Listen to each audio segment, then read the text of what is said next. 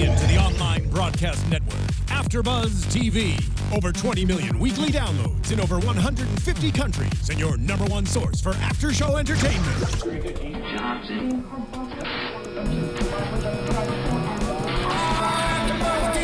AFTERBUZZ TV, the destination for TV superfans. Producing after-shows for over 300 of your favorite TV shows. Interviewing celebrities and showrunners. And bringing you behind-the-scenes exclusives. All thanks to E! Entertainment's Maria Menounos, producer Kevin Undergaro, and internet leader Akamai. Now, let the buzz begin! Hey there, AfterBuzzers. Welcome back to AfterBuzz TV's Ray Donovan After Show. Welcome back. We're going to be talking about Season 3, Episode 6, Swing Boat. Hi, my name is Isaac Johnson. You can follow me on Twitter at Isaac Johnson. And we have the fantastic panel here once again. Anna Koppel is here. Hey, you can follow me at Koppel from Air, KOPPELFORMAYOR. Yeah, and Sean Overman also here. What's up, everybody? Follow me at Sean Austin O on Twitter and Instagram. And a very special guest. You know her as Janet. This is Alisha Boe joining us on the panel today. Hello, I'm Alisha Boe. Yeah. Can people follow you on the Twitter? You can follow me at Alisha Boe on Instagram. Awesome. That's it. Folks, go ahead and subscribe to youtube.com AfterBuzz TV. Never miss an episode of this show or any of the amazing shows that we do. And before we jump into this, I just want to drop a little quick word from our sponsor here. That's how we pay for everything, including Sean's hairdo. Yep. And the wonderful lights in the studio that and make those us things, look so but good. more importantly, that do you got going on there. But thank you. Yeah. Thank you, AfterBuzz, and our sponsors from TNT. Our TNT sponsor, Public Morals, New York City, 1960s. Prostitution, illegal gambling, and after-hours clubs were all part of the scene. It was called Fun City since everyone was having a good time and no one was getting hurt. Gangsters were making the money and the cops were taking a cut. Enter the Public Morals Division. They were the city landlords. If you wanted to be in the business, you had to pay the rent, but the younger generation of mobsters was coming of age, and these guys wanted more money, more power, and more respect. The line that separated the good guys from the bad was about to snap. It's like New York, like you've never seen it, and a story that's never been told from creator Eddie Burns. Don't miss the series premiere of TNT Public Morals, August 25th, 10 at 9 Central, only on TNT. I'm definitely tuning in. Oh, yeah. We hope you do. Sean, Anna, Alisha, how did you feel about this awesome episode? I think it was a mix of a lot of good stuff. A lot of fun stuff. Yeah. I mean, I was really surprised that Ray Donovan actually made an effort to be a family man. I mean, this was a surprise to me as well. Like, he went out of his way to reject a very beautiful woman. Yes. She was clearly coming on to him. I know. Yeah. I mean, she's been throwing herself at him for a while now. Yeah. But she must throw herself at a lot of people. She threw herself at Verona. Yeah, it seems like she has a little bit of something going on. I'm not exactly sure what. But it must do something to a woman's self-esteem when your husband has an affair with your father, right? That was a... Yeah, that was a big reveal there. I guess I was thinking that it happened before, and this was some way to keep him close, but... anything like that? So weird. Yeah, I don't know about the strategy there, but what I want to talk about specifically is there was a shot in the opening scene of this episode where there was a headstone that said Koppel. That said Koppel. You guys, this is okay. So listen, when directors set up a shot, nothing is by accident, right? I know. And especially the headstone's all the way at the forefront. The priest is back here. Mm-hmm. So are we gonna learn more about Koppel? Is it me? Is it a coincidence that I cover this show? It's because they watch the producers are watching AfterBuzz TV and they're like, wow, that Koppel is a real thorn in our sides. Let's get rid of her. Let's show her what Ramiro can do. Yeah, let's kill her. Yeah, doesn't help that I'm Jewish and he's no, I don't think that'll come. We won't go there. I imagine they've been watching for 3 seasons here, and it was an homage to how well you do on this show. That's my take on it. I don't think that's what a headstone means at all. Is that not what it is? It's like, we hope you die soon.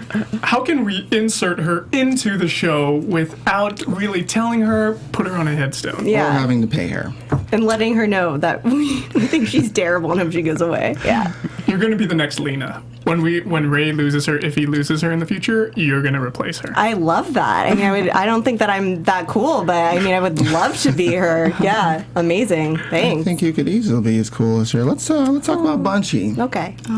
Had a very sweet moment and a stand-up moment for himself, proposing to Teresa without a ring. Didn't look like he had a ring there in his hands. I'm going to give you that advice, fellas. If you're going to ask a lady to marry you, you might want to have a ring first. Just some free advice there. Though he could probably afford one, working over at the Fight Club, being like the interim boss over there, and all of his settlement money. Yeah, if he hasn't got blown settlement all of money. it, Yeah, right? he could afford a ring. Just didn't think he thought it through beforehand. No, he just No, it was like on the spot. Like, I need her to come back with me, and it was just like, what can I do? What can I do? And I'm going to propose to her, and it worked. Yeah, like it did work. surprisingly. Yeah. Well, They're not gonna get married, but like surprisingly, it actually pulled her back.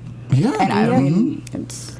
Well, he needed her to know that he was serious, that he's not just like some guy who just wants to see where this goes, maybe. I mean, he really feels very connected to her and safe with her. Like, she does understand him and accept him for who he is, which is not, he feels like he's never going to find that, right? And especially what happened with Patty, that just fell apart so quickly. And so he is very committed to her emotionally, and he needed to express that somehow. And that was the only way he could think of. Yeah, I like the way that she reacted to him. Of course, she's like shocked to see him. What are you doing here? Tells him to leave in a not so polite manner. Yeah. But then, the moment he starts kind of dropping like the seriousness on her, and when he has the resolve to not leave, she tells him to get out of here.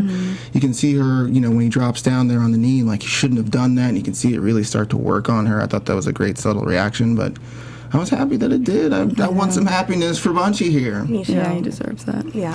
I love them. Yeah. Yeah.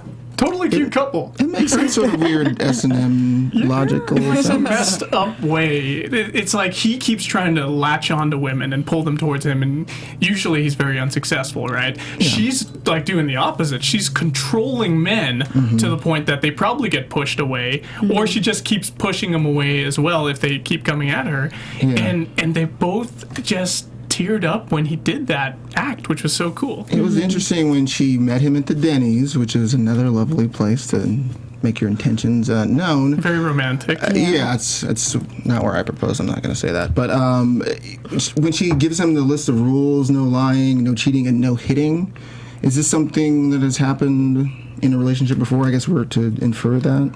To her, I'm sure. Yeah, and definitely, probably. Yeah, and it feels like it's so funny that she said all those things, and those things have all probably happened to Bunchy too. So he feels like, oh well, I'm game for that because I don't want any of that to happen to me. Like the priest did me wrong. Yeah, well, I was guessing that's where like this I guess dominant behavior is coming from, because she's been a victim before. Now she's going to victimize others, I guess, and then also date them. Yeah, I don't know much about it personally. I don't know. More will be revealed with that, but in the meantime, I think she's really good for her. And I also just love the growth that Bunchy has shown so quickly. Yeah, he's maturing so fast. Yeah. I mean, he's really grown over the season. I mean, he's showing that he wants to commit to someone solely. And, I mean, even though she's very dominant, he's, like, all for it. And he wants to grow up, and he wants to do something better with his life. And he's finally just kind of getting over the big hump of not being able to get over his past. Yeah. And now it's just really good to see him trying to settle down and make something of himself. It's absolutely awesome. Which he's been trying to do, but he's like now succeeding. And he's gone from his relationship sexual anorexia to having like all kinds of shame to like, I am going to wait for you until you change your mind. Yeah. It's amazing. It's great. Love it. It was great to see. What was not great to see for me was that he had been being suckered in there by Father Romero. This guy. There was like just a brief moment where I was like, maybe this guy was abused as well, but I've never necessarily believed it. But you can see him sowing the seeds there of, oh yeah, I hurt my accuser too, and he knows he's going to get him to spill the beans there. I was very disappointed. He was just getting any excuse that he could to hang out with Bunchy, to extract more information. Like, hey, I'm available right now. Let's go. Exactly. Like, what? Of course, you don't have a job because you're Father Romero, right? So you can do that. Be wary of somebody who's willing to drive you to Bakersfield right now. Right? Yeah. Just, I will take that to heart. Yeah, it was just that advice. and I drive through there every time I go to see my in-laws, but it's a lovely place, I'm sure, if you're listening from there. I wonder if they actually it's a great filmed place. What? Over there. I wonder if they actually filmed there. I did not recognize that Denny's. I've stopped in a couple on the way. I know every Denny's, and that one wasn't in Bakersfield. I can certify that. I know every Denny's. I'm there every day, all day. Good to know. Awesome. Which one's your favorite one? The one on Ventura. Yeah, I love that one as well. Yeah, it's a really good one. Got great hash browns. And also we find out that he's the one that leaves this weight on top of the paperwork, which is the thing that brings Terry into this whole like PTSD thing with the Aryans that's sort of coming back to him. I mean, that guy in the beginning that's sort of checking into the gym, I mean, he had some tattoos, but he didn't, I mean, and a shaved head, Yeah. but I think that's just more feeding his paranoia. I don't think that guy was an actual Aryan. Does anybody? No, I don't feel like he was. I think Bunchy's racist. Or Terry, yeah. Yeah, I think that's what that was. Yeah. That's what happens when you go into prison, man. You just get locked into that mindset, Yeah. right? Yeah. You It's can't like you adjust. look like that, you are that. Yeah. Yeah. Yeah, quite possibly. You have to choose a side. I know. So Yeah, I was really He was the happy Aryan to side. also see Potato Pie back there, William Stanford Davis. Love that actor. He just got him a gun, though. Yeah, I no, he's- can't. That was so irresponsible. Why did he? I mean, obviously Terry is freaking out here in this set that looks like a horror film set or something like that with all the harsh lighting and whatnot. But why are you getting him a gun, dude? Like, he's obviously freaking out about this thing. I mean, it happened, but I also wouldn't I give think the it was guy more of with. like a comfort thing. Because I know that he probably saw. I know it's not the smartest thing. Like, let me get this guy that's going through crazy shit. Oh, sorry. Am I allowed to curse? We self-censor here, and it's I'm so sorry. It's a violent show. It's okay. We can Crazy stuff. every once in a while. I don't know, but I think he was just trying to figure out. Because I'm sure that he believed it at first because he's so convincing, Yeah. Terry, and then he just didn't know what to do for him to help his because he sees him as a son, and he doesn't want to see him like deteriorate in front of him, and then he might side with him, and he might think that they're actually after him because he's so convincing. I mean, at first I thought that they were after him. Like, it looks. It looks legit. It looks legit. If I was Uncle Potato Pie, I would have bought blank bullets with that Yeah, gun. that's smarter. Seriously, right? Yeah. That's comfort right there. and Sure. I had the same thought, but I also, when Terry's like, get everybody out of here, because, and I said while we were watching, like, listen, there's safety in numbers. Yeah. When somebody is locking themselves in their office and turning off all the lights and saying, evacuate, but also get me a gun, like, Yeah. this person's not in a good place, and Potato Pie is still, I love his name. I love his name. He is of rational sound in mind, so he needs to. He should have stepped up. He should have stepped up, stayed with him, left the lights on, and been the one to call Ray. Yeah, I think. yeah, maybe read him a bedtime story and some sort of other form of comfort. Make him rather some than a chamomile gun. tea. Yeah, Yeah, something like that would be something. fine. I would have went for that. I was just like, no, Potato Pie, you can't get him a gun. He's obviously freaking out. I mean, Yeah. yeah. Do some coke, that'll help. Found this laying around the gym. Yeah. Did they have Coke at the gym? Well- They did a couple episodes ago when they were with the strippers there, That's true. celebrating the return, but I think they used all of it, right? They're pretty I'm deep with the sure there's Menesians. some residue on the floor that they could just. Yeah, I mean, it's just like a round now, right? It's just a round. Yeah, it's just around. It's No, available. not true. Potato Pie cleaned it all up. Oh, yeah, He yeah. mopped That's his- the whole floor. Yeah, I can see him doing that. So, obviously at some point, I guess Terry calls Ray, right? To come, the Aryans are after me. I like that Ray drops what he's doing. This was the episode, to me, of growth for a lot of the characters. Yeah. Bunch had a huge amount of growth, and Ray, with Abby, like, tons of growth there. I'm like, hello, Mr. and Mrs. Donovan. Are you guys making up? Is this what's going on He here? called her when he was at the airstrip and was like, "Hey, I've been thinking about you, and I don't want a divorce." Which yeah. that's a really big thing for Ray to do. Yeah. Right. Well, when she's questioning him there in the bathroom in the beginning of the episode, and he's giving her the usual radio silence, that was the question I had. Was she asked him, just go ahead and say it. Say you want a divorce.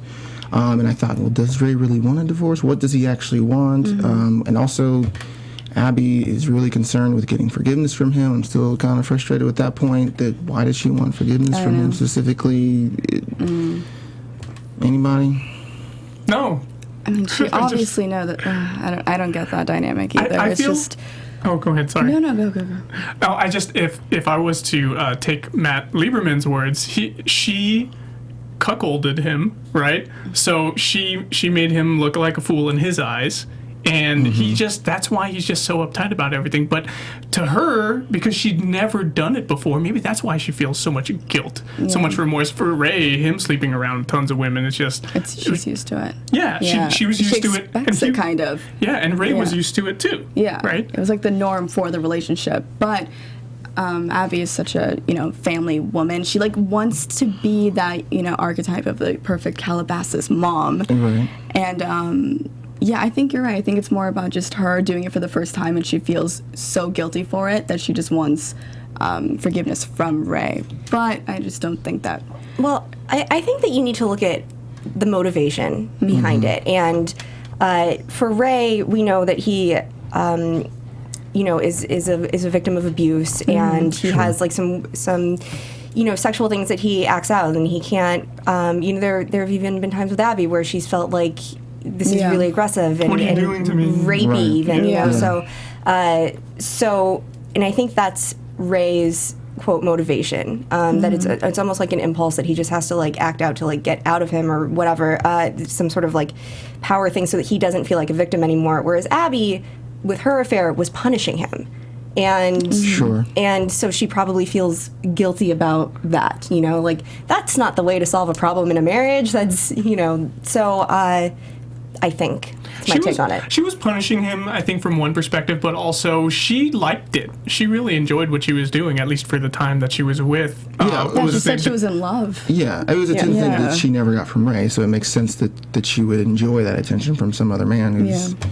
She needed that attention, and she got it. Yeah, I think that she enjoyed the attention more than just, the sex, and obviously getting back at Ray. She needed the attention, and he gave her the attention she needed. Yeah, Detective Hollander gave her a lot of attention. Yeah. He was always there whenever she called, unlike Ray, who just wasn't doesn't home. say words. Exactly. Yeah, well, even Finney points out that he's he doesn't say much. Well, he never has said much.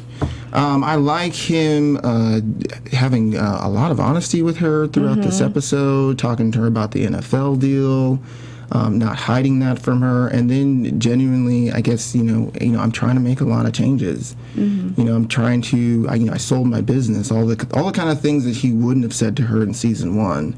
There wouldn't have been any honesty about his dealings with anyone.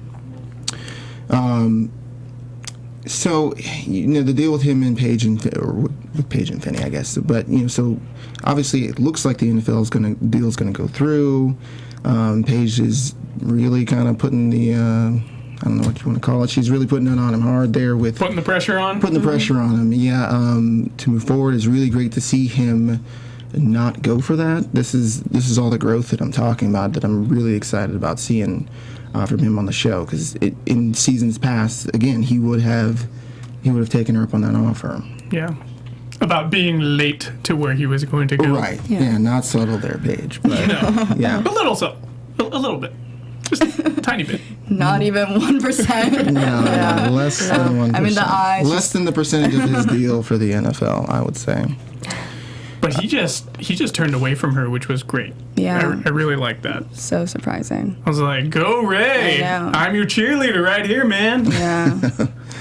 It's good to see him cheerleader. trying to be a family man rather than, being more invested in his job and trying to fix his relationship with his wife, because he's been neglecting her for so long, and sometimes the kids. So I like that growth that that turn he's taking. Absolutely. Ray said it all today when, in just a couple of sentences, he said, I'm tired of cleaning up people's messes who don't deserve it, and I've been mopping blood off the floor ever since Bridget was young. So those were two amazing things that you can really see that he has a lot of regret about his life choices and his career choice, really. Absolutely. Got a little more anger out of Finney there at the end when he finds out the deal. Well, I think he knew that this deal was going on the whole time. When he's kind of sort of quizzing or whatever, asking Ray about the phone in the beginning, I didn't believe for a second that he thought the phone was actually destroyed. He's just trying to set him up later there. And then when you find out that the deal doesn't go through and he finds out about the whole 3% thing, we really saw him kind of losing his cool there. Kind of excited to see that. I kind of want to see it go just a little bit further. But what do we think that? Do we think that Ray can get back into his good graces? I think he can, and this is why. I feel like Finney is treating Ray like one of his children. That's what it seems like to me. Like, he saw something in Ray. He saw talent that Ray had. Right. He could strong-arm people and do it in an escalatory fashion like nobody else can, and influence people. So he liked that. He wants Ray to be a part of his family. I like that you said that. Because I had a similar train of thought when he went to go see Lee. And Lee was like, whatever happened between you and Ezra, he always knew that you could go wherever you want, and here you are. So at what point does Ray just become his own man and not, just this potential that these other established men see in him? And I don't know, it's just interesting that now he has like this new guy that he has to sort of work for and work into, like, to Finney's idea of who he ought to be, like, so he had to kind of do with Ezra. Yeah, that's so funny that you say that, because now I'm having flashbacks to the first episode of this season where Ezra is the young Ezra bringing young Ray in on the plane and talking to him about potential and all that stuff. Potential, and Ray, this is where LA is, where it is. You shake the country and everything falls in LA. You gotta be here. This is where the money's at, pretty much, right? Right. And then we see Finney pretty much doing the same thing, right? He sees that potential in Ray, and that was the first episode, right, where we saw Finney like grooming Ray to get him into this contract, right, to buy him out, and here he is. And he said to Ray, "I'm so disappointed in you." Yeah, which is like the harshest thing to ever hear from your parents. Right? Yeah. No, totally. And Ray looked so ashamed. Yeah.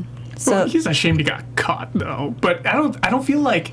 I feel like maybe like 10% of him feels like this guy's like his father, but the remainder of him is like, hey, I was doing it for my family, man. You're not really my dad. But I don't think you're not my real dad. You're not my real dad. But I think when that's like a core issue for you, like, it doesn't. I don't think that he needs to see him as a father figure. It just needs to be like a familiar voice of like, I am a disappointment. I am a screw up. I can't believe I did, and that because like the look of shame that comes across his face is just like, wow, this is a painful moment. Like, this is intense for him. Now, you know what? It probably is more that he is not going to get the NFL deal. Well, yeah. I mean, that's the millions of dollars. That's also true. Yeah. Well, I mean, he had one.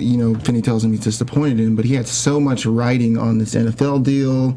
This, what was it? He said something like, when he was talking about making changes, it was like, this is like a new path or something to that effect as far as like the NFL deal going through. It would have allowed him to stop being a henchman. Yeah. Right. He's talking about making all those changes with Abby, and it's like, he's reconnecting with her. He's talking about Bridget. He's, concerned about how like the school meeting went and all these things. And a lot of this is sort of propelling him forward, and maybe he can sort of, I don't know, somehow get out of this deal with Finney.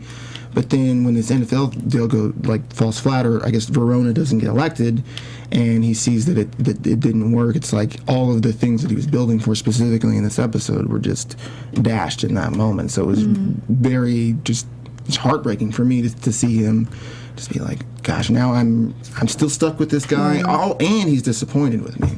Yeah. Guys, why was the vibe so weird in that party? Oh, with the lawyer? No, just all of it. It was just all strange. I was just like, holding my breath. Yeah, like something really bad is about to happen in any second. It was just so weird. This is what I got. I got the breakdown right. Okay, great. Let's hear it. All right, so Casey to Abby. We had Finney introduce his son to Abby. I feel like, is he trying to get them to hook up? That's what I feel like, because we already know she's done it once, where I don't think she would cheat on him again, but seriously, it was so, but Casey might edge into her and make her do something, or even maybe try and rape her, I don't know. Wow. And then Paige. Right to rape every day. Yeah, okay. Then Paige veto that one. No. Paige goes up against Abs. Well, wait. Let me back up really quickly before I get to that. But we had Abs was kind of smitten with Casey a little bit. Oh my God, I saw you on the news. You killed all those men who kidnapped you. You're such a hero. Right? I love when Sean does his Boston accent. It's getting better every week. It is improving, I'll say that. Oh, and then we got Paige and Abs in the bathroom, and she purposefully left her dress open. Well, even before that, though, when they were like out on the okay, so Finney asked Verona, "Are you going to introduce me to?" Like, why would Verona be introducing him to Ray's wife? It makes no sense. So that was because already strange. He's the governor. That's why. She doesn't know Finney yet, right? She knows of him, But Ray was also standing there, so why wouldn't he say, like, "Are you going to introduce me to your wife?" And then when Paige walked up, she was like, "You must be Mrs. Donovan. How is Boston?" It was just like, "I know this about you." It was just like, "I have all this information because I've been spending time with your husband." That's what that was. It wasn't okay. And she said that it was cold and wet in cold. Boston. Yeah, like there was nothing positive about what she said to Abs when she first met him. Yeah. I saw the three of them just manipulating Ray there. And then we got with Ray, we got three people attacking him. We got Varric attacking Ray, we got Casey attacking Ray, and we got the lawyer attacking Ray somewhat a little bit, right? A little poke at him there. Yeah. As he's walking out the door. Yeah, with Varric, I thought it was so weird because now Ray knows that Varric and Finney had an affair. Right. So now I feel like... He didn't seem fazed by it at all. Say that again? He didn't seem fazed by that at all. It seemed like it was just like, that happened. Oh, well, that's your family's messed up, so what? Yeah. But with Varric, I feel like now he knows that Ray knows, kind of, and therefore he's going to try to manipulate Ray in some way. I feel like he's attracted to Ray and he wants to come on to him and just, I don't know, just like mess up the relationship with Finney, because I feel like Finney likes Ray more than anybody else right now in the family, and his favorite son disappointed him. I'm sorry, that was a big rant. No, it's good. It's good. It's fine. I just saw all of that as being all of them sort of manipulating Ray in some sort of way. I couldn't tell you specifically what they wanted out of him, but Casey's playing him, Andrew Finney's playing him, so is Paige, and then it seems like everyone there knows that Verona's not going to win, even far before they let the audience know. Yeah. And I'm wondering how this deal with Ray, was it ever really a real deal? And it seemed like when Finney was kind of going off about, how, I was wondering what did Paige give to you, Ray, and what did you give to her on top of that? And he's kind of really digging that in and sending that message over to Abby. It just kind of seemed like, gosh, was any of this ever real? I don't know. Are they all just sort of playing him? How did Finney end up with those contracts? I think it was Casey, but I'm not sure. Casey just looked so pleased when Finney was mad to begin with, and then not that surprised, where did these contracts come from? But it just, I don't know, I feel like he had a hand in it somehow. I mean, he said cue the violins. He did. Yeah. He did say that. Yeah, Titanic reference there. Right. The ship is going down, so... I think you're right about that. Yeah. But Ray, he's still the favorite son. He's got himself on one of those lifeboats. He's okay. He's going to make it. He's not going to be in the cold iceberg water. Does he? Yeah. Come on. He's not the favorite anymore. Yeah, we got half the season left. Yeah. We do have half the season yet, but I don't know. I think he's in the doghouse here. Yeah, but he's not out. No, he's not out. He's got a contract. He does have a contract, but he's a servant. He's a servant. Yeah, he's a slave. Yeah. And maybe he wants to make Finney pissed off and say, "All right, I'm gonna shred this thing up." But then what does he have? He has nothing to support his family. Yeah. Then that all disappears, and then he has nothing. He could just go back to working for Drexler, right? Could do that. I don't think he would do that, but it just seems like some sort of weird family game that they're all playing, and Ray's gonna find out at some point. Let's take a quick little break to talk about iTunes. Folks, please head over to iTunes and give our Ray Donovan After Show a rating and review. 5 stars if you really like us. 4 stars if you kind of like us, but you're somehow 6 episodes in. I think you're lying to yourself. You might just like us. It really helps out the network. AfterBuzz TV has over 100 hours of content every week for every show that's on the air, including Days of Our Lives, which Alicia's been on. Oh, hey. And, it's going to help us in a great way. And Sean wants wants to shout some people out this week, it looks like. Yes, I cherry-picked a few comments from our YouTube channel. Yes, sir. Kenrick White said, do you guys think Ray will sleep with Paige? And is she going to help him get a percentage of her team? We responded to that. You responded, Isaac, and someone else did. It's like... I'm starting to think at this point, though, that he's not going to hook up with Paige. He's denied her twice, it seems like, at this point. It seems like, we sort of assume, well, Katie Holmes is a big guest star and Ray, does his thing. But this season, I believe he has had one encounter with a lady at a bar in episode 1. But since then, he turned Paige down and says, my wife's back. So I'm starting to think not. So, but if something happens to Abby and she's out of the picture again, and maybe Paige is holding something over him. But I think it's different now because he's so disappointed with everything that happened in this episode. Right. Because he was so high, he was working so hard to make sure everything works out with his family, and he was like so focused, and now everything is almost gone. So I feel like it has to do with his mood at that moment. He's so unpredictable all the time. Yeah. Well, So that is the swing vote sort of thing, is someone who's unpredictable in making their decisions. What if Ray has anger sex with Paige? You messed up the deal. How could you do this to me? It could happen, but I'm starting to think it's not going to happen. Who else is shouting out there? We also had Adam Moody say, we're getting an Al and Trixie reunion next week. So Al Swearinger was Deadwood. What? We're talking about Deadwood? Yes, in Deadwood, right? And then Trixie was Abby, right? So we got a little exchange, and we got to see Swearinger cussing coming through a little bit. Yeah, a little bit. He didn't say his signature word, but he still said the F-bomb quite a few times. Yeah, he did. Right. So, that's about it. Some of our cool comments from our fans following us on YouTube. Yeah. Thank you guys so much. Yeah, if you're watching this video now, leave us a comment. There were other comments. Tons of other comments. We cherry-picked them. They were so nice. A lot of comments. I wish we had time to talk about all the comments. Unfortunately, we got to wrap this show up. Well, if you leave one, we'll respond to you there in the comments. We will. Appreciate Keep them coming. all of your feedback. It's wonderful. Let's get back into the show here. We got Mick at the top of the episode dealing with Mrs. It's like Manassian. It's like Kardashian or something like that. I told you, they're Fun fact. They are Armenian, but Based on the Kardashians. probably some sort of subtle subtext there. I'm gonna say that there is. She seems to be trying to send a message. I don't know if it was really all that clear about what happens if you're a bad boy or a good boy. Did anyone else pick up on this? This is called sarcasm. We didn't have Connor around this episode, and she had that weird allusion to him last time. Like, what are you gonna do? Human traffic the kid? Like, what's up with you, lady? I think that was just like, I know who your family is, and I can hurt you and where it hurts the most. Odd. She's an odd lady. She is an odd lady. She looks like the evil queen from a Disney movie. Which one? I don't know. All of them. All right? of them? But she dresses really well. She looks like Maleficent. Yeah, that looked like Dior or something like that to me. What's the evil? She's not a queen from 101 Dalmatians. Cruella de Vil. Yes. Yeah. That's right. She looks like her a lot. She's got the puffy hair. Maybe she's going to be after Dog. Oh, this all comes down to Dog. Not the dog. He's got a few spots on him, right? A little bit. Yeah, he's got a few, and he's white. Yeah, so, other than that she's trying to let Mickey know what's going on if he doesn't pay up, and this guy's apparently paying the bank instead of him, is there any other purpose to her just sort of roughing this? I mean, obviously that guy didn't pay, but is there any purpose to sending this message to Mick at this point? Is he already due? No, she's just letting him know, like, we're in a business relationship now. This is how business relationships work in my world, and don't mess up. Be a good boy. Yeah, be a good boy.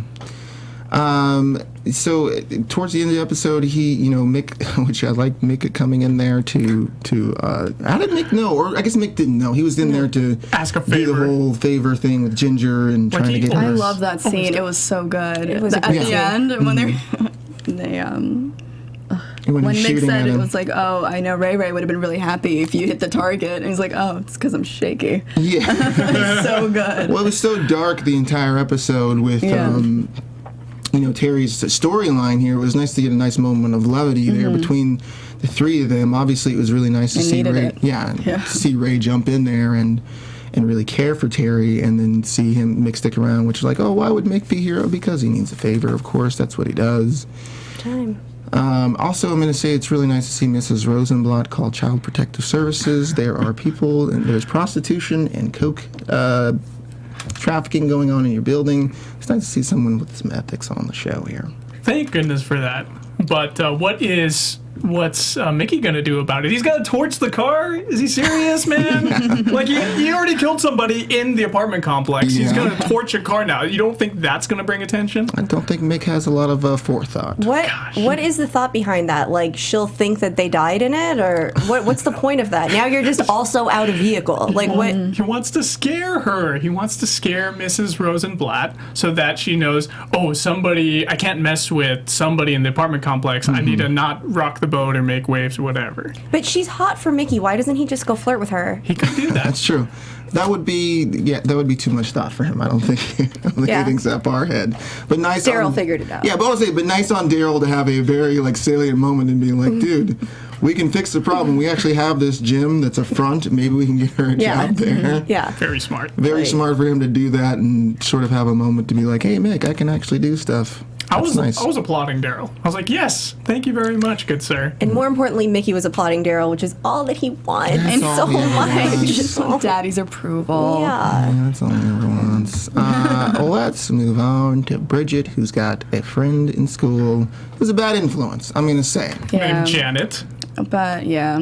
I mean, Janet obviously likes her from the start because she's new, and she kind of picks up between the relationship between Don Ellen and Bridget, and obviously just wants to torture her a little bit about it. I mean, Janet's really intrigued with that, and she just wants to make it all happen for her. As like a form of entertainment or drama? Yeah, definitely. What was... I mean, I understand they were getting high, but what was that thing that they were... I didn't recognize that. Yeah, I mean, it was a G-pen. I think that's actually... Okay, it's called like an electric vape thing. I guess they melt wax in it, and it's like for weed. It's just really, really, really just high tech. We're hip, you guys. We all know what we're talking about. Yeah, I guess it's supposed to make you higher. It's more potent. It's a concentrate. Run the booth. Thank you. Yes, thank you, James. Speaking from personal experience. Okay, so now when you guys were doing that on set, were you really smoking something out of there, like they vaping? wouldn't let us. They said I would hope not. They said it's going to be too strong, the fake tobacco that they're going to use. They said that we were just going to cough the whole time, and I was so looking forward to smoke, because I've never smoked a fake pot machine thing before, and I really wanted to do it, and they wouldn't let us. So yeah, that was CGI.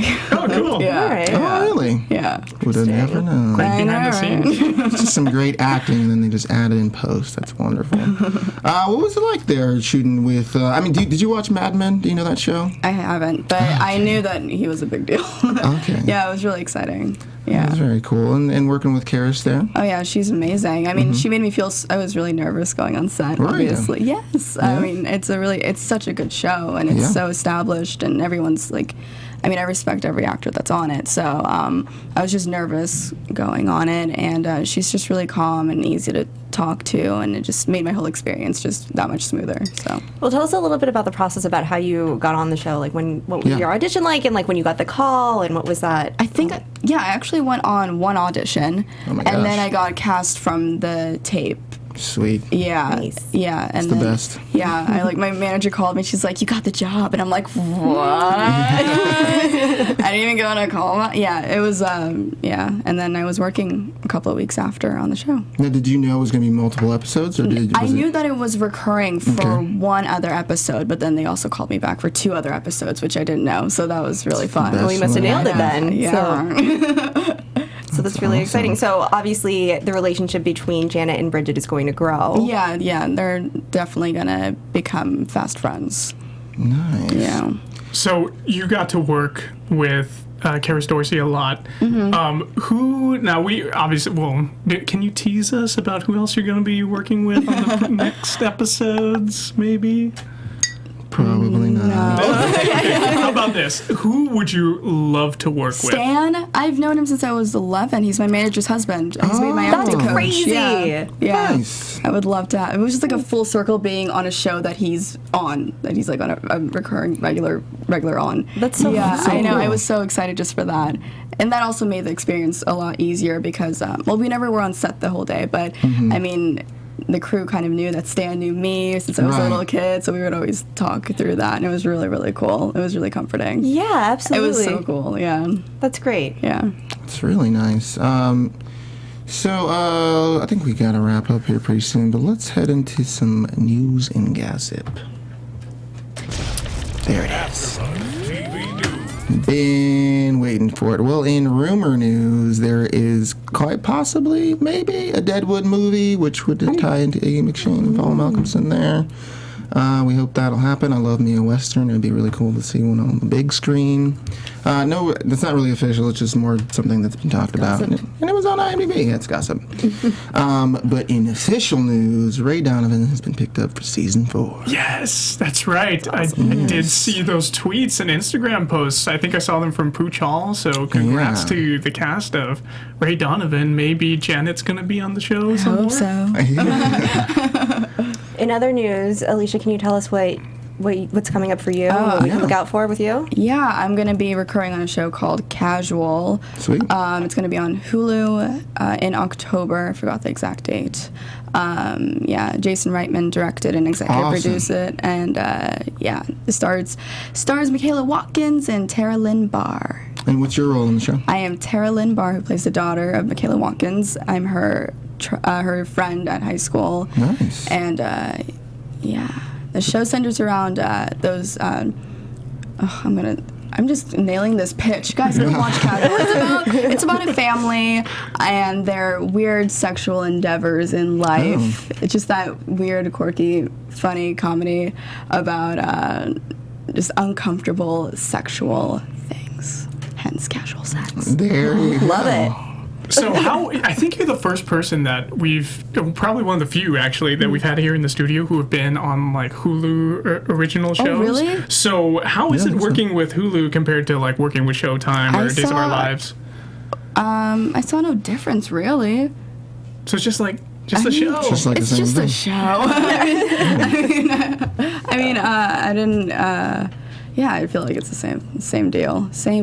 I think the contract thing is a little different because it's a new media contract, obviously. Yeah, of course. So, I think that's the only difference, but me being on set and everything, it's like the same experience. Obviously, since it was a new show, it's going to be different from going on an established show or guest starring on, a CSI or something like that. But I feel like the only difference is the contract situation by SAG. Are you on a bunch of episodes, or is it pretty big? Yeah, I'm in 5 episodes. There's 10 episodes. So, there you go. Yeah, I'm looking forward to seeing it. And they're going to be releasing it every week. It's not going to be like a Netflix thing where they just throw it at you and you lose your whole weekend. Yeah.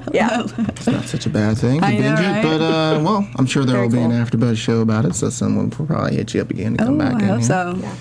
Yeah. Let's get on some predictions for next week. And now, your AfterBuzz TV predictions. Anna Koppel, what are you predicting? Okay, good. I'm glad you started with me. So, the love letter between Finney and Varric, I either last week or 2 weeks ago had predicted that that they are manipulating Paige. They're either drugging her or whatever. That somehow they're setting her up. So I think that plays into that theory all that much more. That Varric and Finney are actually the team Puppet here, right? masters. Yeah, and there's a circle drawn around them. And so I'm just going to remind everybody that I had that theory, and let's see where that goes. Okay. So that's 1. 2, the fact that Stan is still around, I think... Creepy Stan? Yeah, Creepy Stan? Not Stan Stalker the actor. Stan? No, not Stan the actor. Stan in the meeting there. Snapper Stan. Snap Stan. Snapper is something else. Stalker. Yeah. So anyway, so I feel like, I don't know, maybe there's going to be something with he and Bunchy, an affair perhaps, who knows, but... You think that Stan is going to steal him from Teresa? I don't know, I just think that he's still there for a reason. He is there for a reason. So we'll see what it is. This is just like a crazy off-the-wall prediction, but maybe Father Romero turns out to be a crusader for the abused, and he's actually there doing all the research because he wants to get back at the priest and help, because as we know, the Catholic Church just buries this stuff, so maybe he's just trying to bring it all up. True. Those are my theories. All right, okay. I'll buy it. All right. Sean, what do you got? Okay, going off of that one, I want to say that maybe, this just came to mind right now, Father Romero, kind of on your thing as him being a crusader, he is actually not a father. He's posing as a father, and he's been doing it this whole season so that he can, yes, find out more dirt on the Catholic Church and maybe get more settlements. I don't know. Maybe. Possible, yeah. But here are my other predictions. So these ones are kind of obvious. Ginger, gonna work at the Fight Club next episode. Yeah, gonna see that. Gonna be there. Probably gonna have her little girl around there too. Well, it's a better environment than the environment she currently has, right? Even though she should be in school. Right? I think kids. Abby is going to fight with Paige, Southie style. Ooh, yeah. Love to see it. And I think Varric is going to come on to Raymore. I'd love to see that too. You think Ray and Varric are going to hook up? No, I just think Varric is going to come on to him. Come on to him. And Ray is going to obviously push him off because he's got so much trauma from being abused as a child. Saul still sounds like you're saying they're going to hook up. Come on, push off any of that stuff. Romero is pushing Bunch for a confession there, so I think he is a real priest, but I don't know. I am buying a little bit of what you're saying there, that maybe that's what I was going to like. His story sounds either he's a great actor, the character, and we know the actor is a great actor, but or some of this stuff is real about, all the specifics about how he confronted his abuser and stuff like that. So pretty interesting stuff. Yeah, that's all I got. Nothing else good. Any teases from over here? Yeah, you probably can't predict anything. Yeah, I don't want to predict anything. Other than you're going to be on the show for 3 more episodes. Yeah, I'll be there next week. Awesome. That's a great Looking forward prediction. to it. Well, let's remind the folks again where they can find you online. Alisha Boe on Instagram. ALISHABOE. Yeah, Sean. And you guys can find me on Instagram and Twitter at Sean Austin O, SeanAustino. And you can follow me on Twitter and Instagram at Koppelmayor, KOPPELFORMAYOR. Yeah, you can also find me on Instagram, The Isaac Johnson, and check out my other Twitter, Cocktail Cinema. It's where me and a friend talk about film while drinking cocktails. It's a very easy premise, but we enjoy doing it, and we have our first video up today, so please check that out on the YouTube. Thanks so much, and we'll see you next week. From executive producers Maria Menounos, Kevin Undergaro, Phil Svitek, and the entire AfterBuzz TV staff, we would like to thank you for listening to the AfterBuzz TV network. To watch or listen to other after shows and post comments or questions, be sure to visit AfterBuzzTV.com. I'm Sir Richard Wentworth, and this has been a presentation of AfterBuzz TV. Buzz you later. The views expressed herein are those of the hosts only and do not necessarily reflect the views of AfterBuzz TV or its owners or principals.